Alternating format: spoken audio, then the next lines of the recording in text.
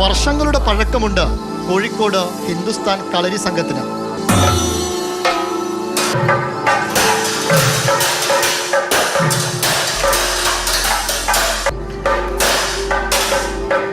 രാധിക ഗുരുക്കളുടെ നേതൃത്വത്തിൽ എത്രയോ പേർ കളരി അഭ്യസിച്ചു. UKG-യിൽ പഠിക്കുന്ന കുട്ടികൾ പോലും ഇവിടെ കളരി അഭ്യസിക്കാൻ എത്തുന്നുമുണ്ട്. പുതിയ തലമുറ എന്ന് പറയുമ്പോൾ ഇന്ന് നമ്മൾ ആരോഗ്യത്തിനെ കുറിച്ചിട്ട് ബോധവാന്മാരാണെന്നാണ് എനിക്ക് തോന്നുന്നത്. ആരോഗ്യ പരിപാലനവുമായിട്ട് ബന്ധപ്പെട്ട 2 ശാസ്ത്ര ശാഖകളാണ്. ഒന്ന് ആയുർവേദവും അതേപോലെ തന്നെ കളരിപ്പയറ്റും. അപ്പോൾ ആയുർവേദത്തിൽ പറയുകയാണെങ്കിൽ ദിനചര്യയിൽ ഏറ്റവും പ്രാധാന്യം കൊടുക്കുന്നത് വ്യായാമത്തിനാണ്.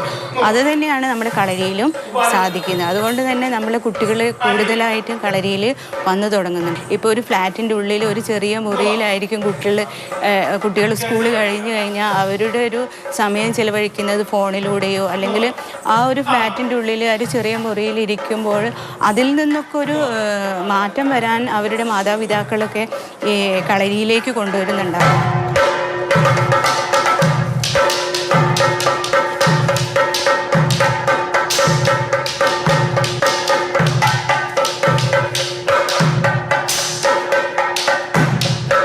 കൂടുതൽ ഇത് എൻ്റർടൈൻ ചെയ്യിപ്പിക്കുന്നത് സിനിമകളും അല്ലെങ്കിൽ ഗെയിംസിലൊക്കെ കുറേ കളരിയായിട്ട് ബന്ധപ്പെട്ട ഗെയിംസൊക്കെ ഉണ്ട്. അപ്പോൾ അതും ഇവരെ പ്രേരിപ്പിക്കുന്നുണ്ടാവും കളരി പഠിക്കാൻ. അപ്പോൾ ഇതൊക്കെ കാണുമ്പോൾ അവർ നമുക്കും അതേപോലെ ചെയ്യാമെന്ന് വിചാരിച്ചിട്ട് അങ്ങനെ വരുന്ന കുറേ കുട്ടികളുണ്ട്. നമുക്ക് ചാടാൻ പറ്റും, അറിയാൻ പറ്റും, അല്ലെങ്കിൽ വാളെടുത്ത് പയറ്റാം, അതൊക്കെയാണ് അവരുദ്ദേശിക്കുന്നത്.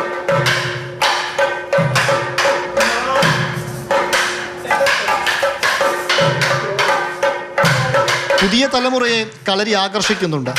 സിനിമയുടെ സ്വാധീനം അതിൽ പ്രധാനപ്പെട്ടതാണത്രേ. ഈ ഒരു ഡിജിറ്റൽ വേൾഡിൽ നിന്ന് മാറി കുറച്ച് സമയമെങ്കിലും നമ്മളൊരു ബോഡിയും മൈൻഡും കൺട്രോൾ ചെയ്ത് ചെയ്യാൻ പറ്റുന്ന ഒരു വൺ ഓഫ് ദി മാർഷൽ ആർട്ടാണ് കളരിപ്പയറ്റ് എന്നുള്ളത്. നമ്മൾ ആദ്യമായിട്ട് കളരിയെ പറ്റി വന്നൊരു സിനിമയാണ് ഒരു വടക്കൻ വീരഗാഥ. കുറേ ആളുകൾ ആ സിനിമ കണ്ടിട്ട് തന്നെ വാൾ പയറ്റാൻ വേണ്ടിയിട്ടും ഒക്കെ ആയിട്ട് കളരിയിലേക്ക് വരുന്നു. പക്ഷെ അവർക്ക് തെറ്റായ ഒരു ഇൻഫോർമേഷൻ കിട്ടുന്നത് എന്താ വെച്ചാൽ കളരിയിൽ വരുമ്പോൾ തന്നെ വാൾ പയറ്റുക. ശരിക്കും അങ്ങനെയല്ല അതിൻ്റെ ഒരു രീതി. കുറച്ച് സമയമെടുത്ത് ഞാനിപ്പോൾ 12 വർഷമായി ചെയ്യുന്നു. ഇപ്പോഴും സ്റ്റിൽ ഞാൻ ഉറുമി പോലും എടുത്തിട്ടില്ല. സ്കൂൾ കായികമേളകളിലും കളരിയുടെ പ്രാധാന്യം കൂടി വരികയാണ്. ശരിക്കും ഒരു തരത്തിൽ അത് നല്ലതാണ് സ്കൂളുകളിൽ ഉൾപ്പെടുത്തുന്നത്. കാരണം കുറച്ചുകൂടി ആളുകളിലേക്ക് ഇത് എത്തിപ്പെടുകയാണ്. അറ്റ്ലീസ്റ്റ് ഒരു കോമ്പറ്റീഷൻ എന്ന പേരിലെങ്കിലും ആൾക്കാർക്ക് അറിയാണ് കളരിപ്പയറ്റ് എന്താണെന്നുള്ളത്.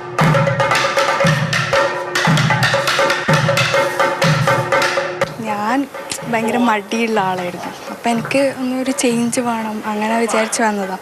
എൻ്റെ ഹോസ്റ്റലിൻ്റെ അടുത്ത് ഇവിടെ ഉണ്ട്, അങ്ങനെ ഇവിടത്തേക്ക് വന്നു. പിന്നെ എനിക്ക് കുറേ ഡിസിപ്ലിൻ വന്നു, അങ്ങനത്തെ.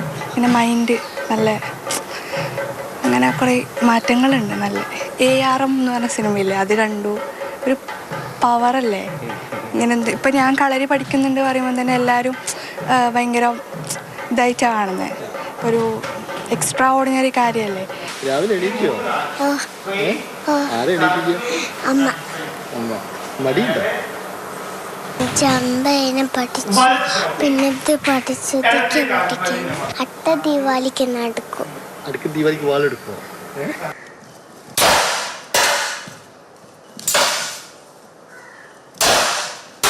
സിനിമകളിൽ കാണുന്ന അഭ്യാസ പ്രകടനങ്ങളോ താരപരിവേഷമോ മാത്രമല്ല, പുതിയ ജീവിതശൈലികളിൽ പ്രശ്നങ്ങളുണ്ടെന്ന് മനസ്സിലാക്കി തുടങ്ങുന്നിടത്ത് നിന്ന് പലരും കളരിയിലെത്തുന്നുണ്ട്. അവർക്കൊക്കെ വലിയ മാറ്റങ്ങളുമുണ്ട്.